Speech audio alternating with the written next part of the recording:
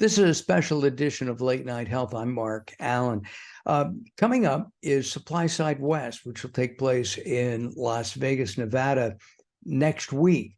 And the reason we're doing this show is because I believe that consumers throughout the world should know what's going on at Supplyside West.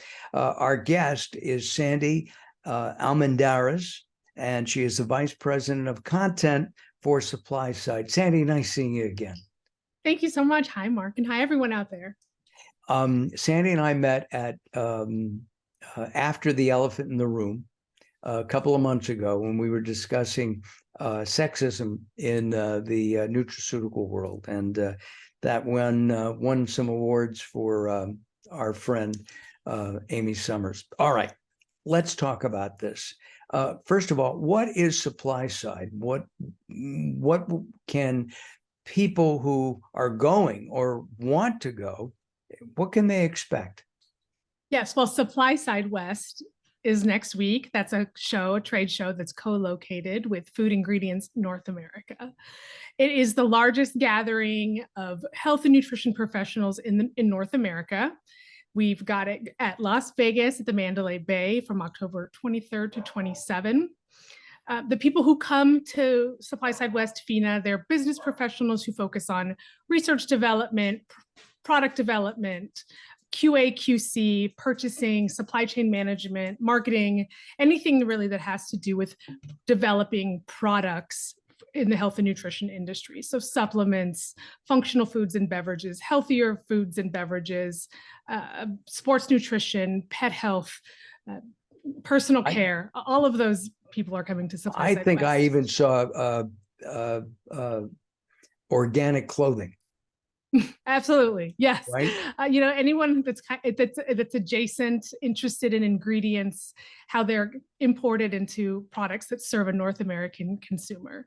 So that's Supplyside West next month, but Supplyside itself is much bigger than that. We've got another trade show, Supplyside East. We have a couple of media brands, Natural Products Insider and Food and Beverage Insider as well. Wow, and you're involved in all of those? Yeah, so I lead all of the content for our media brands as well as our on-show conference programming. So if somebody is saying, I want to invent the Sandy and Mark vitamin C drink, this is the place to go to find out how to put it together. Exactly. And not only how to put it together, but how to do it sustainably, how to scale up your product, how to ensure that the claims that you're making on the product, should you choose to make claims on the product, that they're in line with the regulations, how to make a successful product. All right, I got to ask some personal questions. What's your background? All right, do you have a doctorate in organic food or something, or? Not yet. There's always time, I guess, for that program to be developed to get it. Okay. I have a journalism background. I went to the Walter Cronkite School of Journalism, and I always knew I wanted to be a magazine editor. I've been with Supplyside for nearly 15 years now, so most of my professional career has been with Supplyside. Before this, I was not in B2B. I represented a company that, or it's a publication called Prison Living, and it was for prisoners people who are in prison and how to live your best life while in prison. And before that, I was at Arizona Black Pages, which is a publication for African Americans who live in Arizona, which is where I live. And that's where the Walter Cronkite School is. Yes, that's right. At Arizona State, go Devils. Yeah, okay, got it. You guys can beat us at Cal State Northridge anytime. Are more and more people, and consumers first, interested in organic, sustainable foods, supplements, drinks that you've been talking about, do you think? Yes, absolutely. Emotions are playing into product purchases much more than they have in the past. People really want their products to not only taste good. Taste is always number one if it's a food or beverage. Yes. Nothing ever topples that. But once it tastes good, they want to ensure that they're spending their money at a company who cares, who invests in its people, who invests in the planet, who is going to leave this world better than it found it.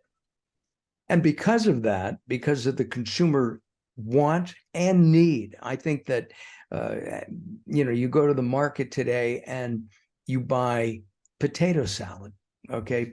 Instead of making it yourself, which is very easy, folks, make it yourself. It's easier. You can even make your own mayo, but you find preservatives in there, which may or may not be healthy, right? Absolutely. I mean, and I'm not here to say all preservatives are bad or that they are not, I mean, of course, you want your food to be preserved, so you have preservatives, but you can find at our show within the Food Ingredients North American section some preservatives that are less harmful, that are better for you, that are better for the environment, And among other ingredients, of course. Of course. And this is international. Yes. So I'm sorry, the exhibitors will be from all over the world. Yeah. So how we focus at Supplyside and Food Ingredients North America, we have the consumer is a North American consumer. So we have attendees, exhibitors, all from all over the world coming, but their all goal is to create products for a North American consumer. And so with that lens, that's how we frame the ingredients that you're legally allowed to use, the claims that you're allowed to use, et cetera. How many exhibitors will be there this year? We're expecting about 1,400 exhibitors at this point, and about 18,000 attendees in total. And in addition to the exhibition, which is 2 days or so, there's the education side of this as well. Yes, and that's, of course, my favorite part. I am biased, obviously, because my team creates that education. We do have over 140 hours of education at Supplyside West this year. We've got a series of paid education sessions.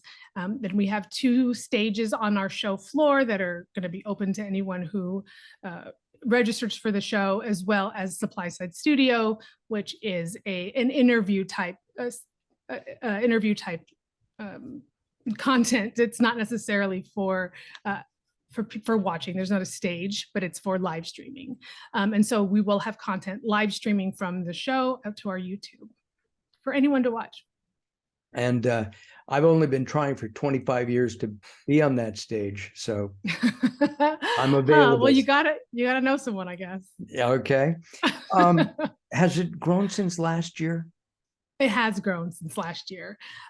We're expecting about, I would say, maybe 2,000 more, 2,000 or 3,000 more people than we had last year in total. We really can't say exactly what the numbers will be, because lots of people will still register on site.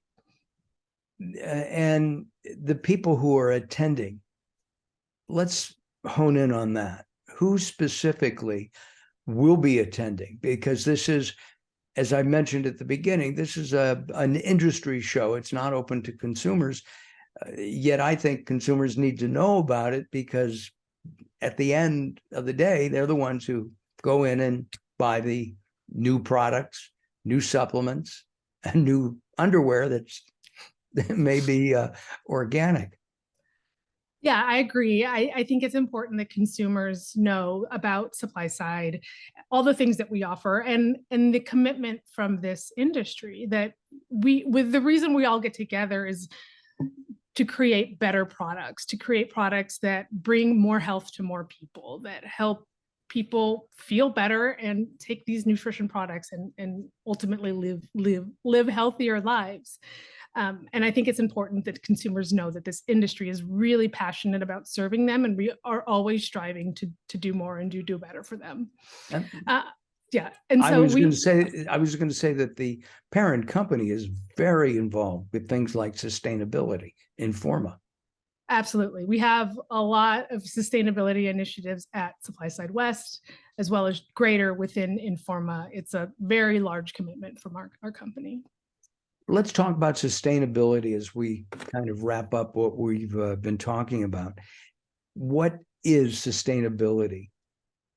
What is it? I mean, I think it has a large definition, of course. Yeah. We like to frame it to put some guardrails around it, but have it be quite large. We frame it in terms of the UN Sustainable Development Goals, which are 12 goals that the UN put out for its 2030 initiatives.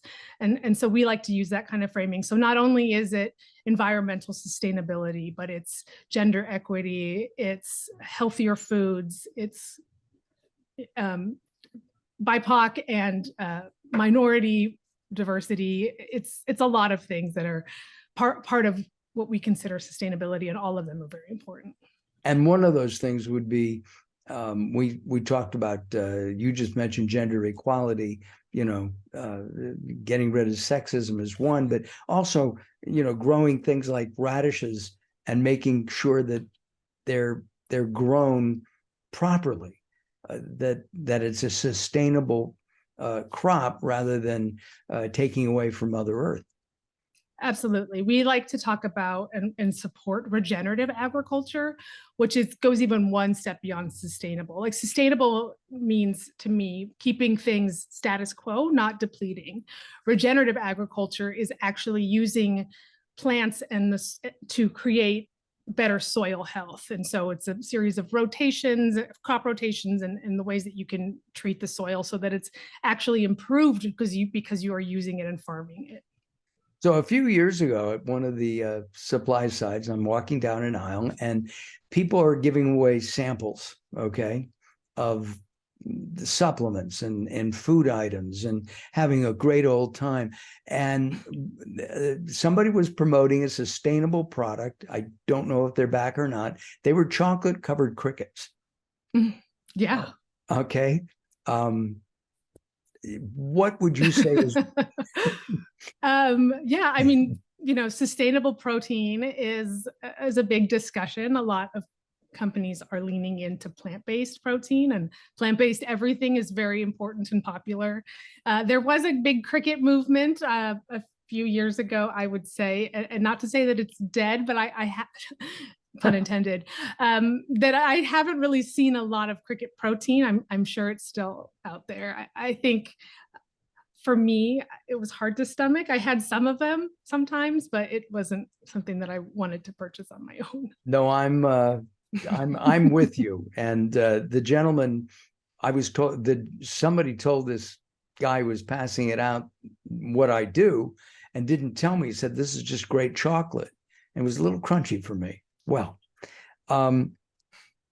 if people are interested in either attending last minute, or if they're interested in watching any of the streaming videos that are going on, what is a website that people can find out more about Supplyside West?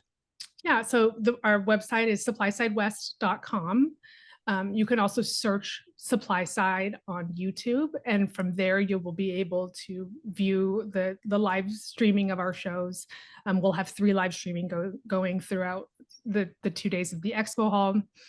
And again, this is not necessarily aimed at consumers, so it might get pretty technical, and it might be a little bit more than what consumers are expecting, but it is also a great way to understand what the industry is talking about. Listen, Sandy, I appreciate your joining me today on this special edition of Late Night Health. Will you come back at some time? Of course, absolutely, Mark. This is really lovely. It was great to see. Throughout our program, we've had the website up there, supplysidewest.com. You can find out more information about all the activities that are happening there and some of the other shows that Informa does as well. Thank you again, Sandy. I'm Mark Alyn. This is Late Night Health.